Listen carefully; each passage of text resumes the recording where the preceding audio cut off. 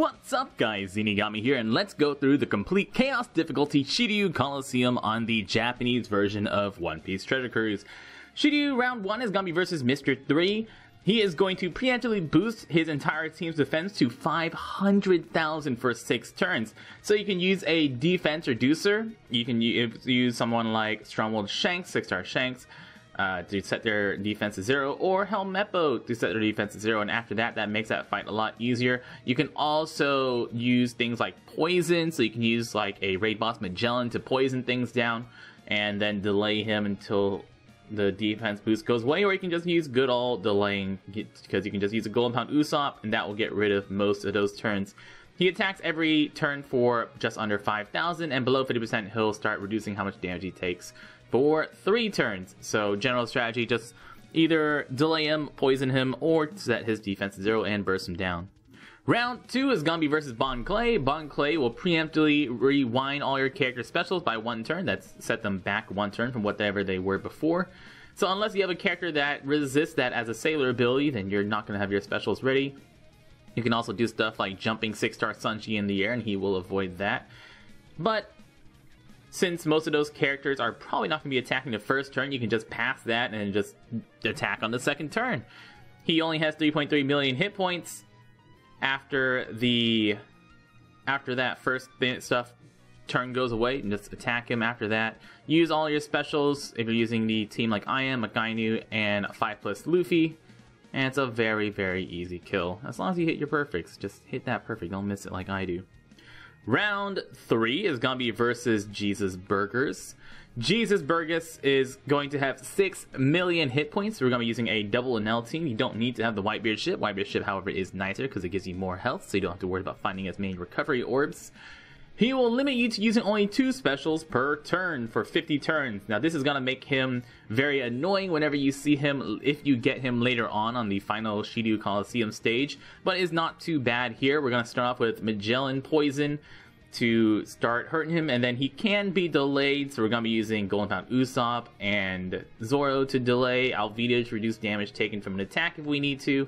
He attacks every 2 turns for 10,000 damage, and below 20% he attacks us for 99% of our max HP, so try not to get him below 20%. If you want to use your Alvida to reduce damage, use her early, and make sure you don't try to use her to reduce the damage taken from that 99% damage turn. And then the rest of the time is just delaying him, letting that poison go to work. Look for more recovery orbs if you need it, depending on how many recovery cotton candies you have your Nels, and if you're using the 1072 ship to reduce damage taken for a turn, or you're using the Moby Dick to get more health, you're gonna need a certain different amount of recovery orbs, but for my team I don't need that many. For round 4, we're going to have, oh man, we're gonna have Van Ogre on round 4, and Van Ogre is quite a pain. He is going to preemptively bind and despair both of your captains for 7 turns. So it's gonna have a 7-turn bind and despair, and he will also lower the rate of your matching orbs for 15 turns. So you're going to get fewer matching orbs for 15 turns.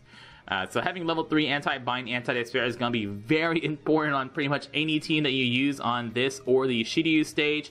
Using a person like Ein to reduce your bind despair by 3 turns is going to be nice. If you have 6-star Sanji captains, you can jump your 6-star Sanji captains in the air, which is also going to be very nice. You don't have to worry about the bind and despair at all if you jump Sanji in the air before going into this stage. Now we're going to be using Magellan on this team to actually kill them. And then besides that, just going to be using Golden Pound Usopp and Zoro to delay until they all die. Van Ogre will attack every turn for 5,700, and below 50% he starts attacking for 9,000 damage instead and starts paralyzing, but that's not going to be anything that we worry about with this team. We're going to go ahead and start talking about the final stage, Shiryu, because that is going to be a lot of stuff to go over. Round 3 is randomly going to give you one of the previous 3 rounds, so it's going to be either Bon Clay, Mr. 3, or Jesus Burgess. If you get the Bon Clay, he's going to rewind specials for 1 turn and prevent delay for 99 turns. Besides that, everything's gonna be exactly the same, just with only 500,000 hit points or so. If you get Mr. 3, he's also going to have greatly reduced health, only at 250,000, and he will only boost his defense up to 100,000, which should be enough so your teams can actually hurt and kill the fodder units. You're not going to do that much damage to him, but you should be able to kill the fodder units through the defense boost, and then worry about Bon Clay after defense boost goes away. And the characters, especially on Bon Clay, or especially on Mr. 3, is nice. That way if you have Go upon Usopp, you can use Go upon Usopp Mr. 3, which makes him one of the easier stages. Jesus Burgess is also one of the easier stages, since you can also delay him, but you're going to take a lot of damage if you do so, and you'd rather save our delay for Van Ogre. Burgess is going to be very annoying in his 2-turn limit specials per turn. That prevents you from using multiple specials, especially against Van Ogre, which you may need. And he will only have 800,000 hit points and attacks for 10,000. You'll see here I'm using a double int Mihawk team for the guide. There is a free-to-play version of this team. The free-to-play version of this team uses a Dex Mihawk captain for your captain, using a Helmeppo, that's Coliseum Helmeppo instead of Zoro. And then you've got a free-to-play team, but very important to note that the free-to-play team is going to require you to have, of course, level 3 anti-bind, anti-despair, and also have your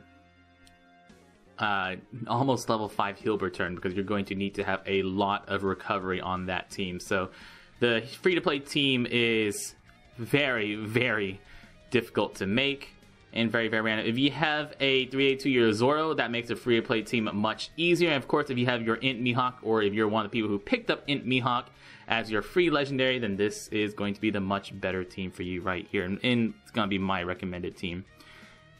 On Van Ogre, what this team will do is use Go upon Usopp to delay, and then kill him after the delay and the bind despair goes away.